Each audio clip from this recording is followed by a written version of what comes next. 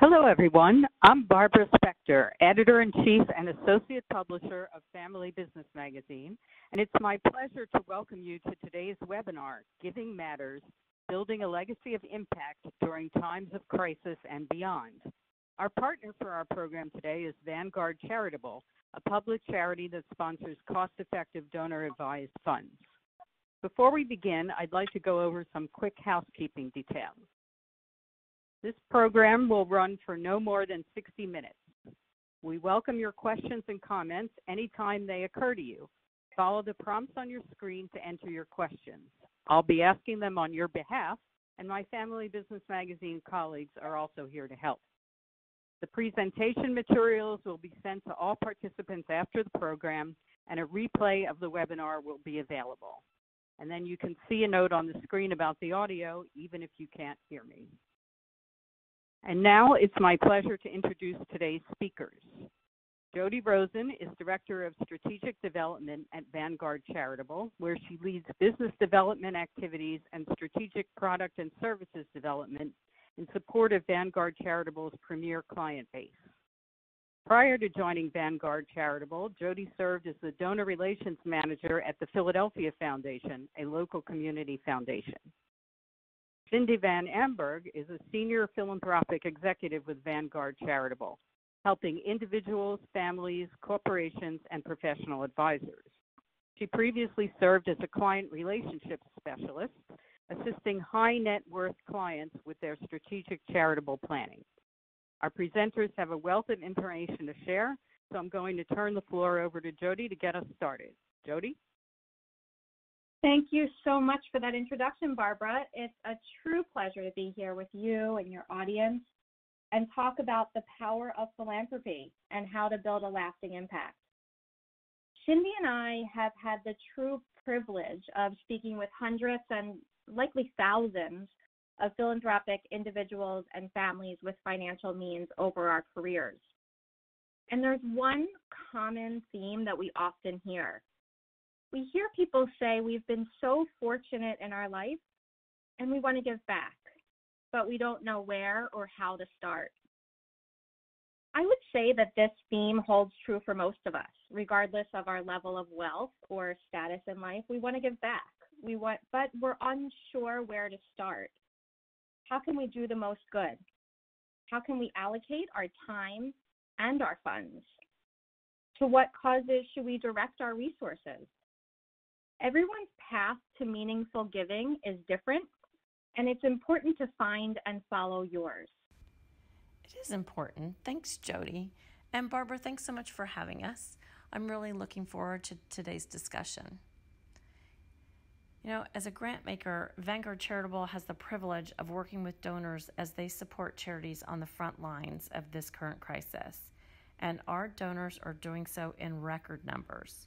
We are up nearly 50% year over year in grant making due to our donors' generous response and desire to support COVID relief efforts. And not only are they supporting organizations that are directly involved with the current crisis, but also sending additional grant dollars to the nonprofits that they typically support. And this is because they are uniquely positioned to spring into action with charitable funds already set aside for giving. And at Vanguard Charitable, we do everything we can to help facilitate that process and get the money to those hardworking charities. So over the next hour, we'll dive into this topic, and we hope that you leave with a full understanding of how to explore personal and family values to help connect to the charitable causes most meaningful to you and your legacy, to your family, and to your business, and how to identify potential assets to contribute and the right giving vehicle for your family, because your assets and vehicles you choose can amplify your long-term charitable impact. And we also hope that you leave with a full understanding of how to build a strategic roadmap that best supports your philanthropic goals. So let's begin with finding your focus. At Vanguard Charitable, we see philanthropy as more than responding to individual solicitations with one-time gifts. It's being charitable with a plan. Philanthropy is strategic, built for long-term impact, and aligned to a purposeful mission. So we'll start today's conversation around how your family can find its focus. Reflecting on your life experiences and motivations for giving is a great place to start. Learning about the philanthropic landscape is also very important, and today we'll cover all of this. One of the great things about philanthropy is that there is this wonderful American tradition of making it a family pursuit. It can bring families together and help them leave a lasting legacy. Often people ask when they should start to talk to younger generations about charitable giving. And I always say it's never too early and it's never too late. Although starting young is a great way to get them on the road to becoming lifelong philanthropists. When you view philanthropy through a long-term holistic lens, it becomes easier to engage the younger generations in your mission. Giving is a great way to affirm and reflect on your family's values. And sharing what you're passionate about encourages others to develop and pursue their own charitable passions. Thanks, Cindy. So, when we talk about charitable giving, we often say that the first step in planning your giving is finding your core values. It will help you understand your motivation for giving. You may find it helpful to think about the values that you hold as a family. What values have guided your business, and how might they guide your philanthropic giving? So when we think about some questions to get us started, we think about questions like, what's important to you and why? What's contributed to your success in life? And what do you think there needs to be more of in the world? We've provided some examples here, which you'll see on your screen, but that's really just the tip of the iceberg and certainly not an exhausted list. We thought it would be helpful to get you started. So once you've outlined your values, the rest of your plan will begin to fall into place. And I thought it might be helpful to share a story of a family that you may relate to and how they work together to build their philanthropic plan. So, for the purpose of this story, let's refer to these philanthropists as Mr. and Mrs. Jones. Mr. Jones lived his entire life in a small town and had a manufacturing business where he employed many people within the town limits. He felt a very strong conviction to give back to his community and ensure it would continue to thrive after he retired. But upon his retirement, his son took over the family business, and his second child, a daughter, moved to New York City. Mr. and Mrs. Jones would call Vanguard Charitable each November because it was time for his family to make a grant from their private foundation. However, his two adult children could not find the time to get together, nor could they ever agree on what organizations they wanted to support. So every year, Mr. and Mrs. Jones would make a significant grant from their private foundation to a donor-advised fund, which would qualify as a charitable distribution until the family could get together at Thanksgiving time to discuss in detail where they want to make their grants and ultimately make distributions from their donor-advised fund to their final charities. During the course of our many conversations, I asked Mr. Jones what made making a grant as a family so difficult. He had indicated it was hard to have a conversation with his adult children about their values and the causes that they cared about, and it would always end in an unpleasant experience. Taking him through this process not only showed him that there was more in common among he and his family than he thought, it ultimately made choosing charities fun and brought them back to why they started this process in the first place. So more to come on Mr. and Mrs. Jones in just a bit. Once we've identified some core values in ourselves, we then have the opportunity to focus on the charitable causes that we find most meaningful. So what you'll see on the screen here is a tool we like to use. In fact, we call it a placemat because it sets the table for all that's to come in your philanthropic journey. And it's a great activity to use among your family members to start the conversation around charitable giving and what causes are most important and least important to you and to other members of your family, to start to see where you're in alignment and where you may not be in alignment. A couple of questions to get you started on this path of thinking are, what charitable cause areas do you feel have the most critical need? And which cause areas do you feel most connected to? As we learned in the story of Mr. and Mrs. Jones, they were deeply connected to their local community, and in particular, felt very strongly about early childhood education in their town and were strong supporters of their local library. Their oldest child, who was running the family business, felt supporting the community was also very important. He saw how some families in their town were struggling to feed their children healthy meals and was deeply concerned about that. While their youngest child had moved to New York City to become a dancer, she didn't feel as a deep a connection to their community as the others, but felt very passionate about the arts. So as you can see in this example, each family member can go through the process of determining what charitable causes are most important to them and those that aren't as important.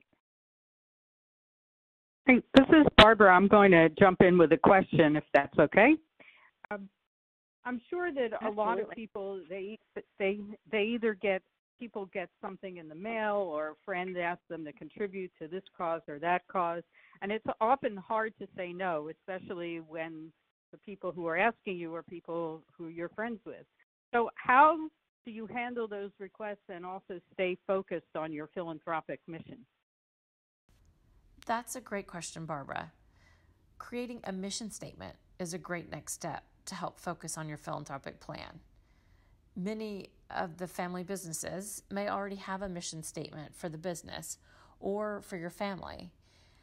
And if giving back is a key value for the family, then creating a charitable mission statement will be helpful in staying focused.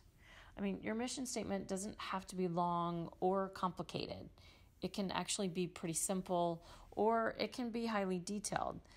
There's no right or wrong way to craft your mission statement. There are some questions you may want to ask yourself to help drill down on your mission. For instance, who will benefit from my support? Do I want to support seniors, children, nurses? Or what cause is the most important to me? Am I going to focus on medical services or food insecurity, homelessness, or education? Am I planning on keeping the support local or thinking nationally or even globally? So in speaking with the Joneses, we learned a lot about them, right? Their motivations for giving, what grounds them as a family, and what change they want to see in the world. And on the surface, it appears that they all had different visions for how to use their wealth to make a change. But as we had further conversations, we discovered a common thread. We learned that Mr. and Mrs. Jones and their eldest son felt committed to keeping their grants local, and that their daughter, while she no longer lived in the town, she wanted to see it continue to thrive, but felt strongly that some support was available beyond that geographic area. And we learned that among all of them, there was a desire to support children and their educational growth through academics, food security, and arts education. So based on that information, an example of what the mission statement could look like is: our family is committed to ensuring that our local community continues to thrive by supporting K-12 education, ensuring that all children in our community have access to healthy meals so that no child will go hungry, and that art education remains part of the core curriculum in our schools. We will ensure that we remain focused on our community while considering arts programs that serve children nationally. So a mission statement isn't a one-and-done process. It is an ever-evolving tool to help you guide your philanthropy. So if you're finding yourself pursuing a lot of off-mission giving, it's a good indicator that you should revisit your mission statement to make sure it's up to date. We actually recommend reviewing it on an annual basis, or especially faced, with a new life event or emergency, review that mission statement to ensure it reflects your current desires. So I think next we'll walk through how you structure your giving for the present, future, and in times of crisis, like, quite frankly, what we're experiencing this year. Again, thinking through your philanthropic budget is a key part of being more strategic with your giving. Philanthropists often find it helpful to classify their giving into three main buckets. And so when we think of those buckets, we think about mission-related dollars. So those dollars that have been given, that have been allocated for your selected causes for a specific period of time. And of course, we all have those family and friends requests. We see them come through Facebook and we get solicited in the mail. And it's important that you think about your budgeting process to be able to respond to these family and friends requests. And finally, emergency response giving, disasters, pandemics, or just supporting urgent needs that arise in your community, by definition, can catch us by surprise. So deciding on how much to give to charity is an individual decision. Philanthropists who want to be strategic and take a long-term approach to giving often include an investment component in their plan. Investing charitable dollars helps extend your charitable budget and amplify the impact that you can ultimately make. And we'll talk about charitable investment vehicles a bit later in the conversation. That's great, Jody. And I wanted to share a story about what you were saying about the three areas of giving, that, the mission related and the handling requests from friends and family and giving to emergency response. Because I think it's important for everyone to hear, what some other donors are doing with their philanthropic plans. So we have a donor in Houston who has spent quite a bit of time creating a really thoughtful, strategic giving plan. And through this process, he's decided to budget annually 70% to his mission, 20% to emergency response, and just 10% to those friend and family requests. It's just an example of how you can thoughtfully segment your charitable budgets to meet all your needs and evaluate over time if your plan is aligning to your giving goals as they evolve. Thanks, Cindy. I think that adds great color to the conversation.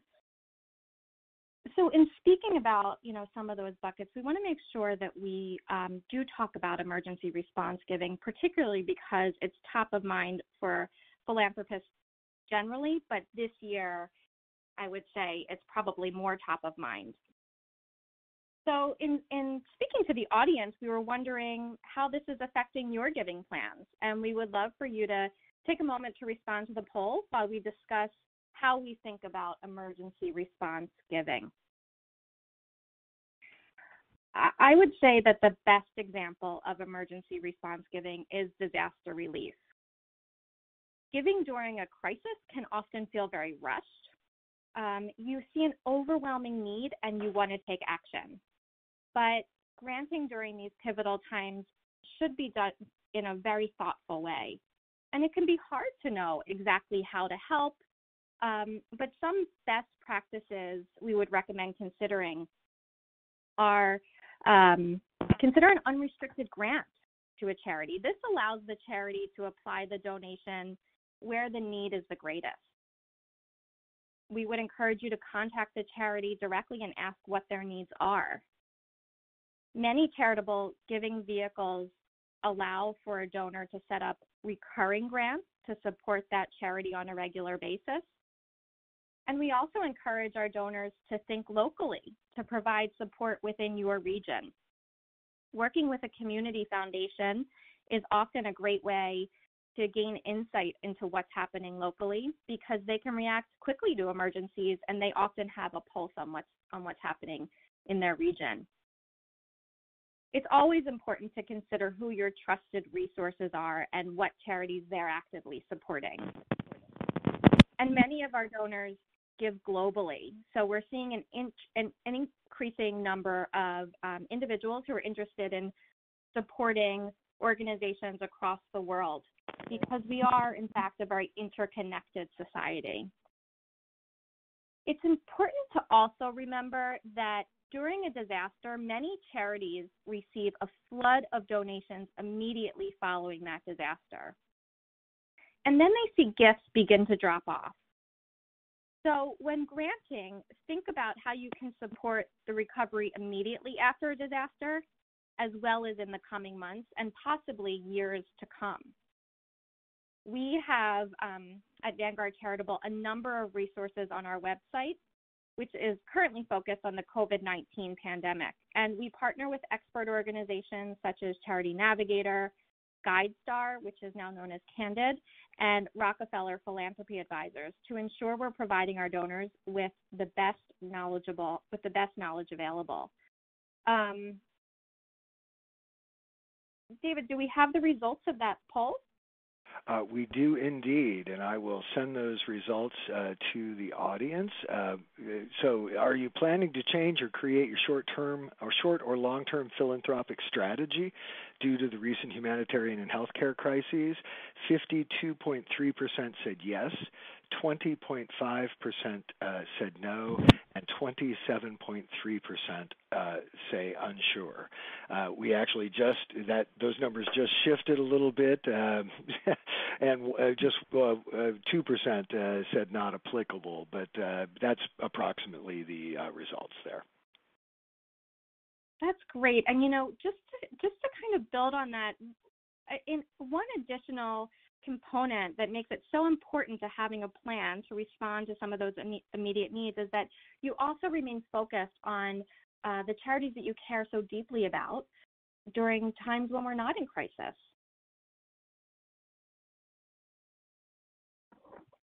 So let's talk about how we can make giving an organized family affair.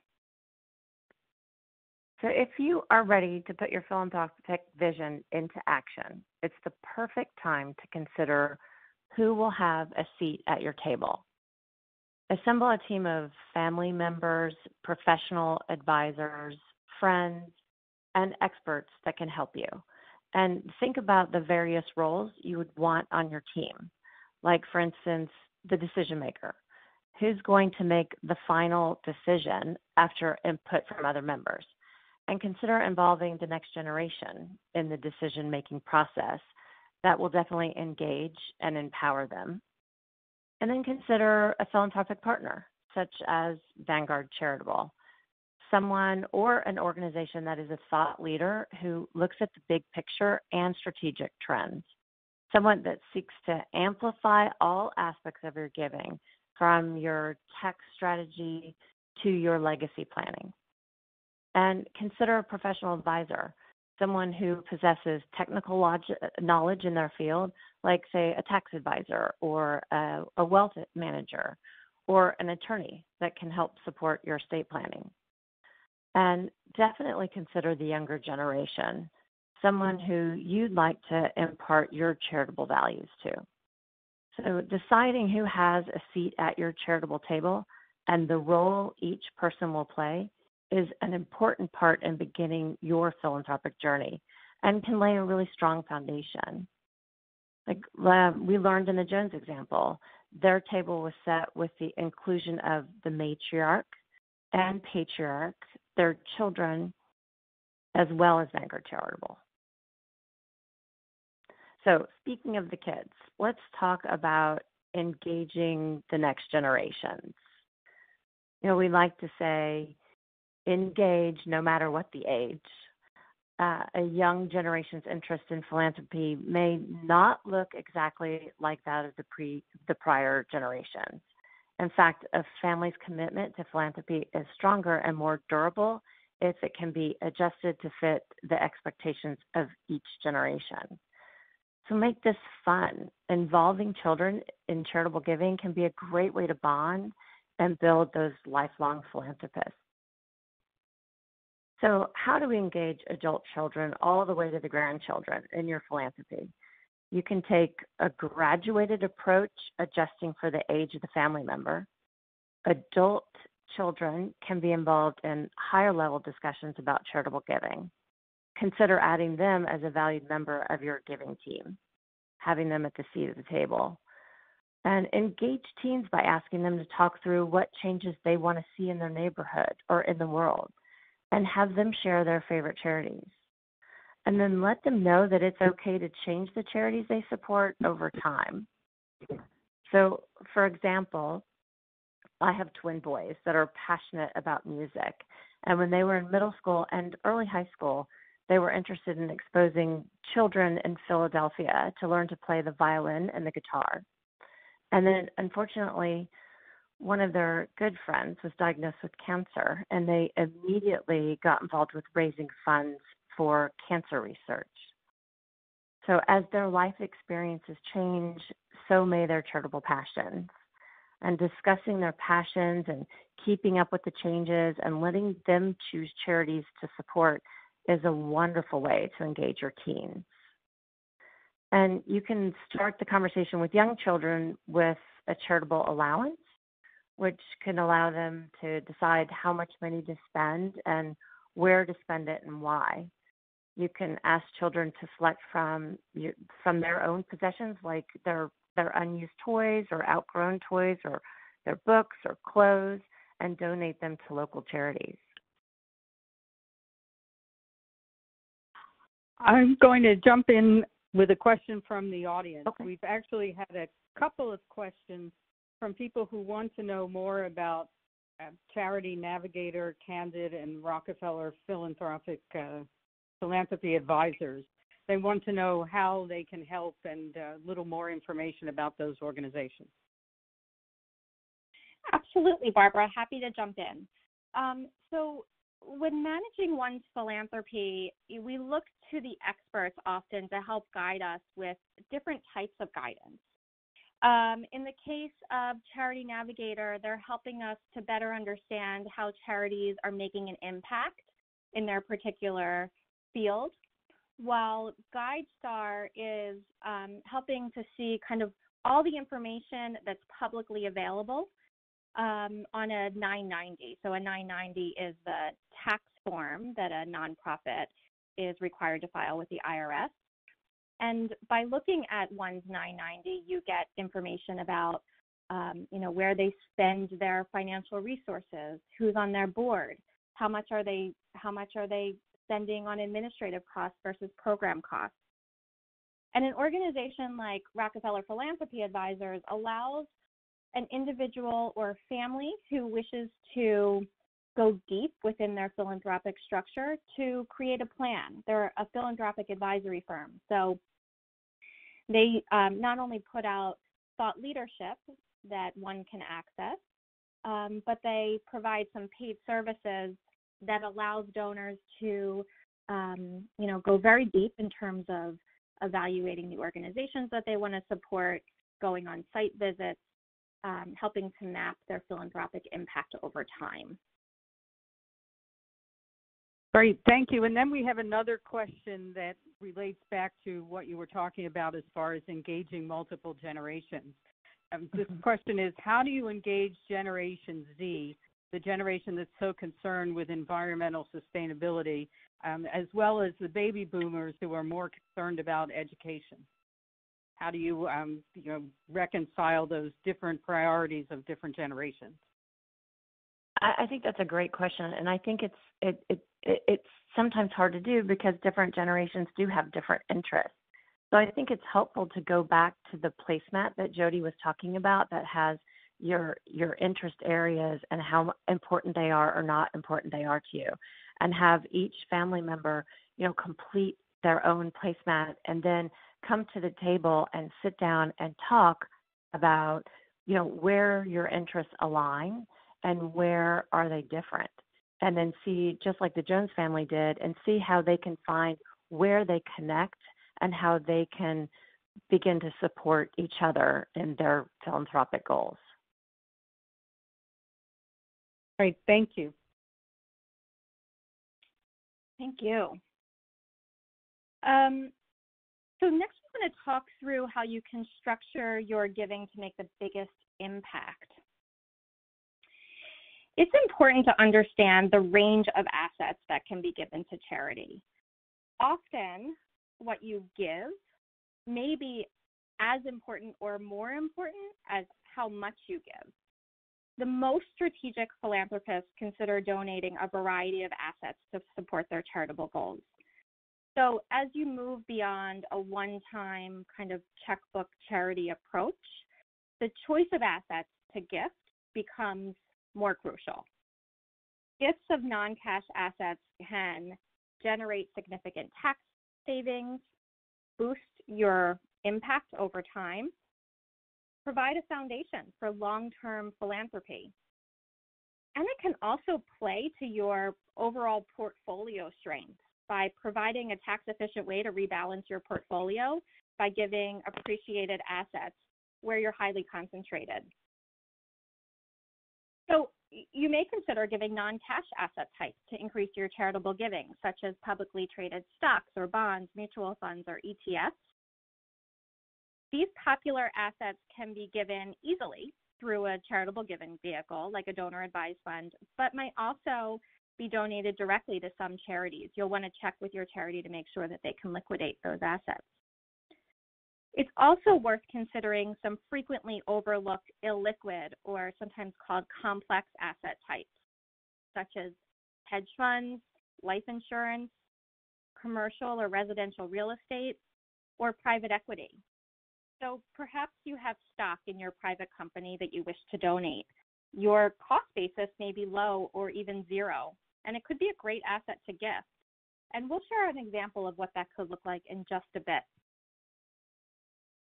But donating these often overlooked charitable assets can take your charitable giving to the next level. The transactions, I should say, can be complicated, and so you'll want to make sure that you're partnering with an expert in that area to help facilitate the liquidation process. When we say that assets matter, we thought it might be helpful to take you through an example to show you exactly what we mean. Let's say you're looking to make a meaningful gift to charity and you know what to give.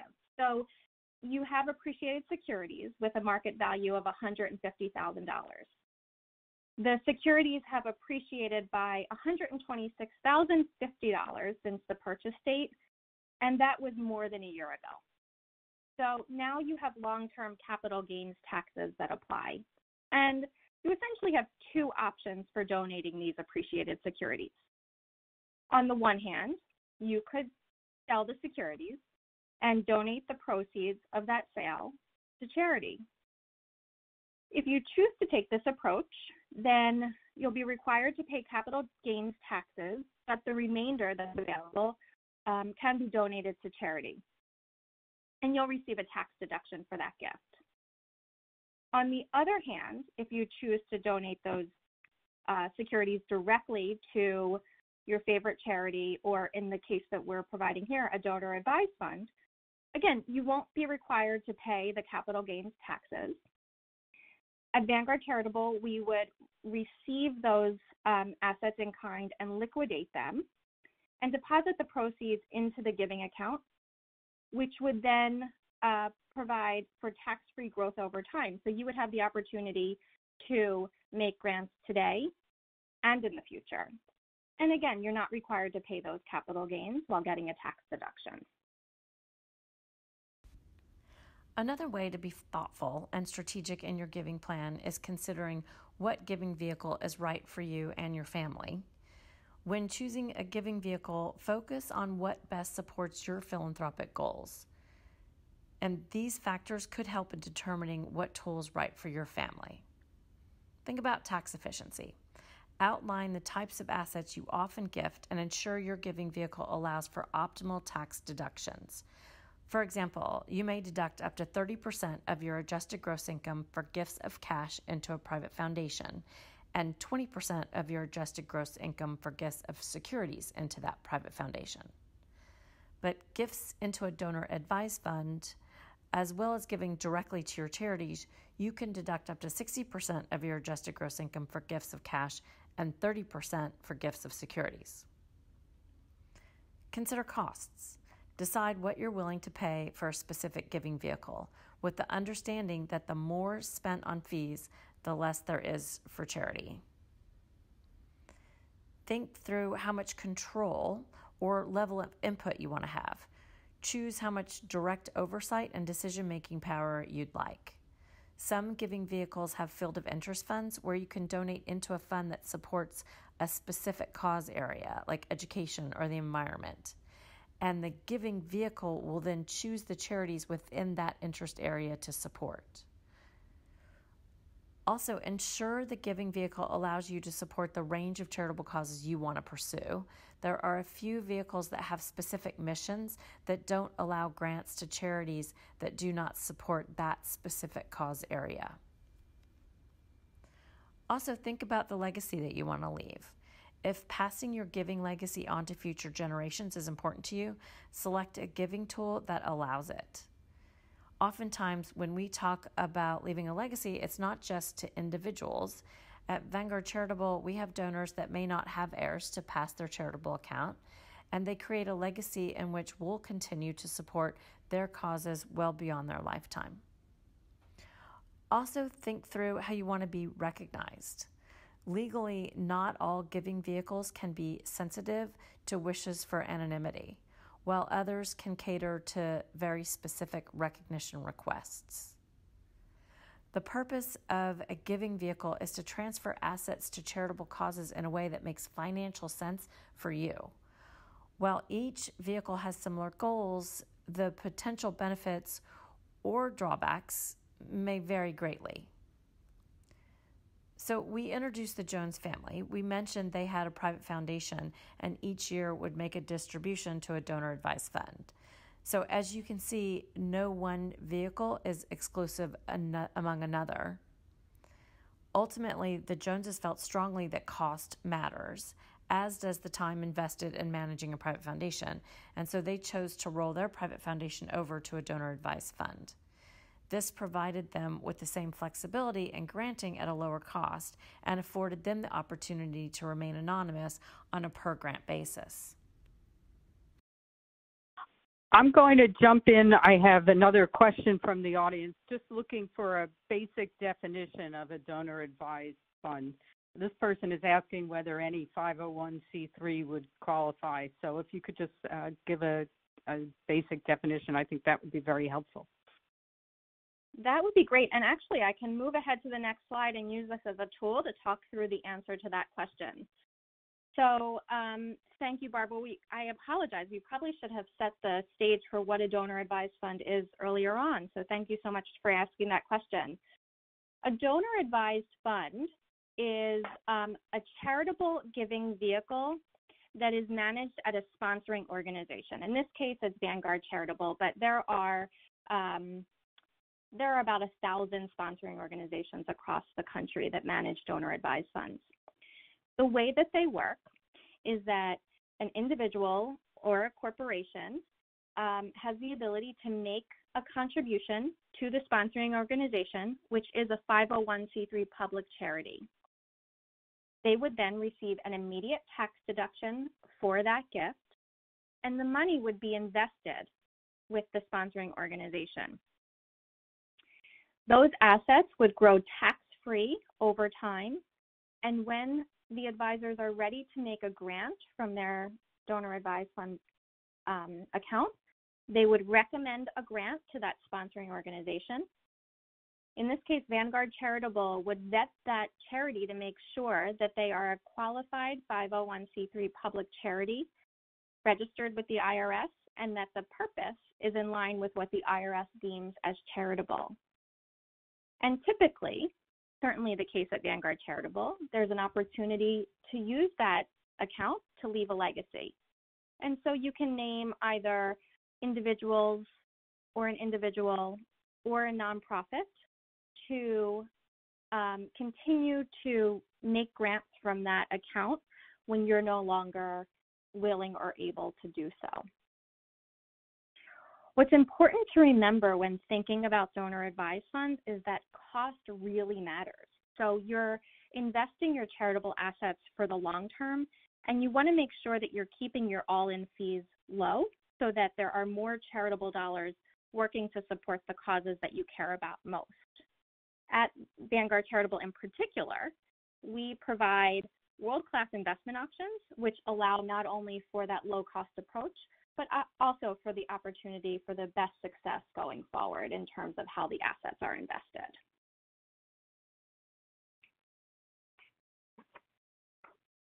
I hope that was helpful in kind of setting the stage for what a donor-advised fund is. We talked a bit throughout the presentation about the importance of being strategic. We talked about who's at the table, where to give, how to give, and what to give.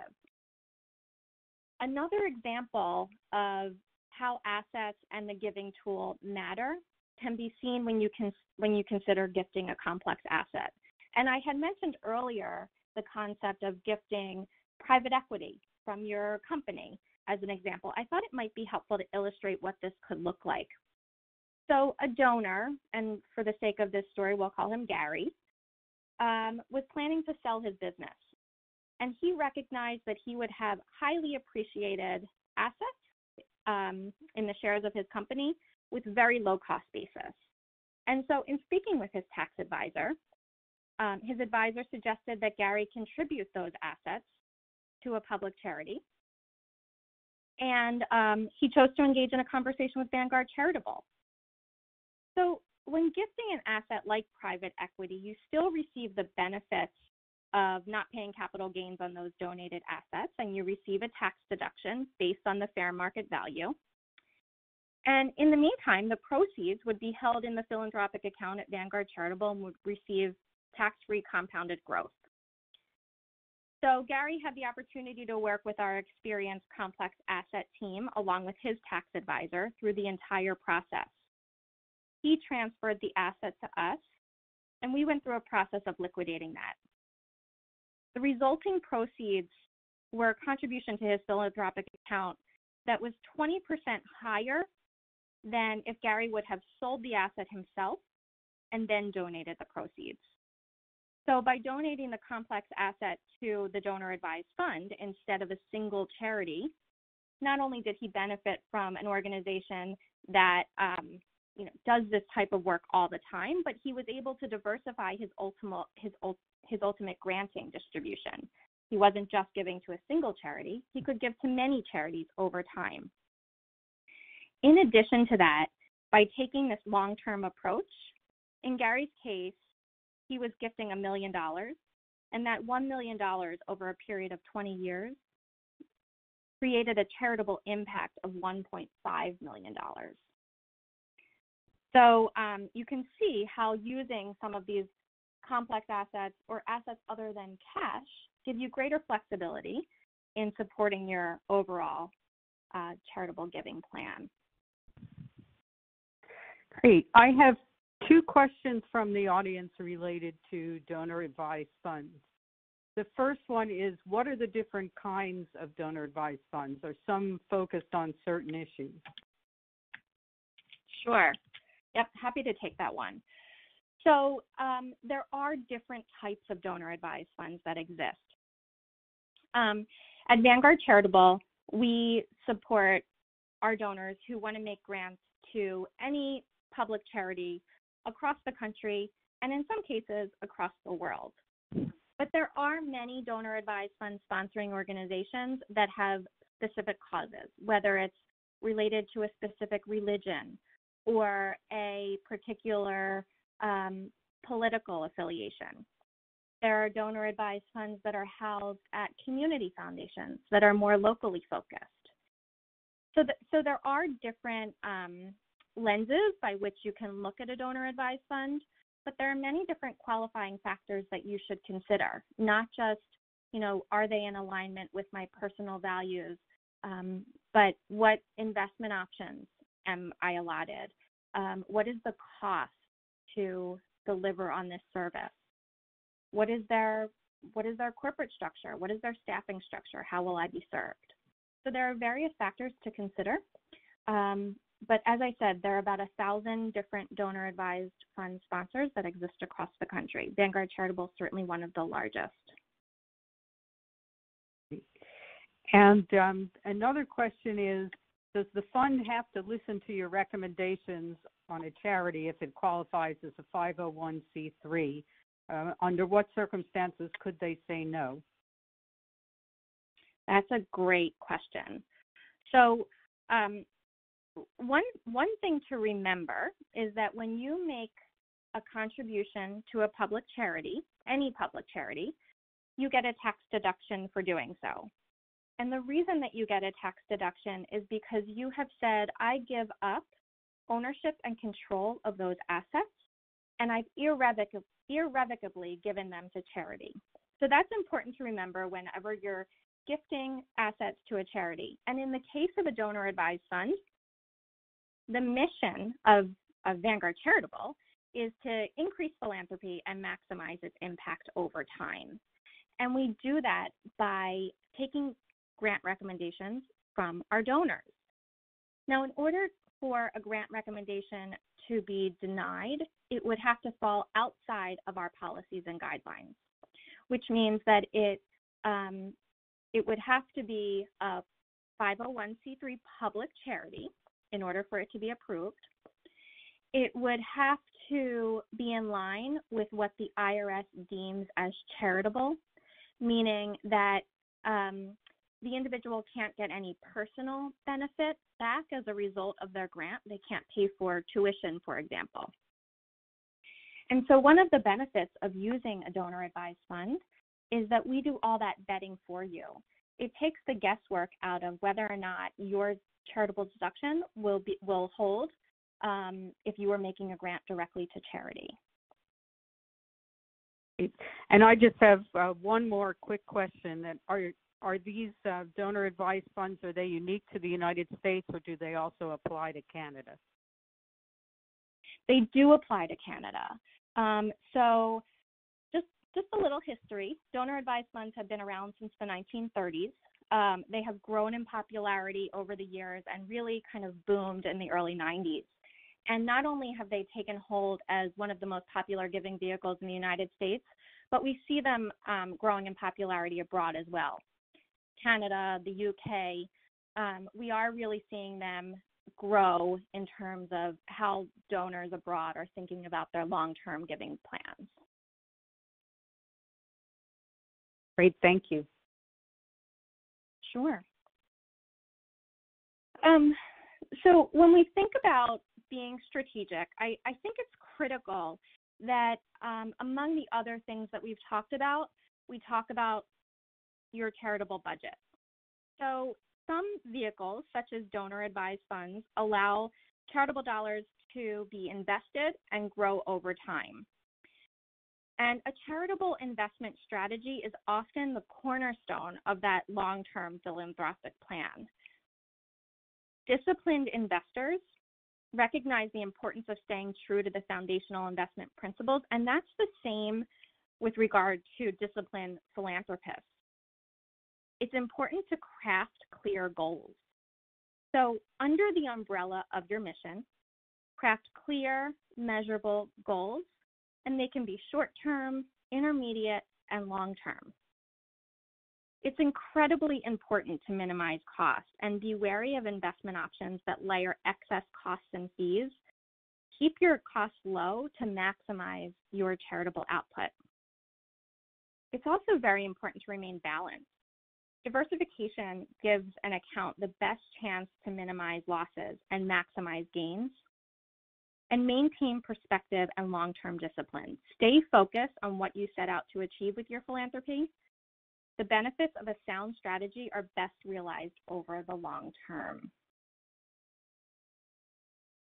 So again, when you think about being strategic, it's not just about where you're giving and the causes that you care about, but you see there are many components to what it takes to be a true strategic philanthropist. And we encourage all donors to be strategic with their philanthropy. It's an important start to a lifelong love of giving back. People are motivated to do good by giving charitably.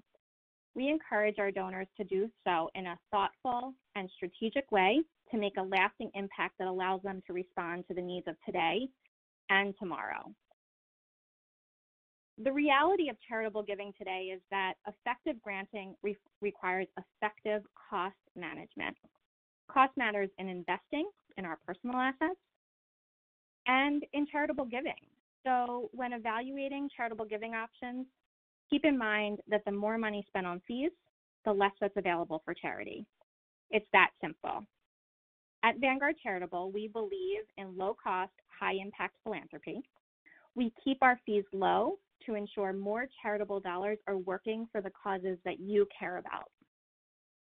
I also just want to share that we recently launched a podcast series. It's called The Value of Giving, which highlights the importance of philanthropy and how nonprofits are responding to the crisis and addressing inequality and ways to take action now to support their efforts. So I would be more than happy to answer some questions if there are any questions from the audience. Yes, there's one related to being strategic with your philanthropy. The question is, what about impact investing? How can philanthropists align their investments with their family's core values? That's a great question. So the term impact philanthropy has lots of different meanings. The way in which one might think about impact philanthropy is along a spectrum. We think about how do we make an impact with our investing and how do we make an impact with our granting. So in terms of investing, and when we think about impact philanthropy, I'll assume that we're thinking about aligning our charitable values with our overall investment.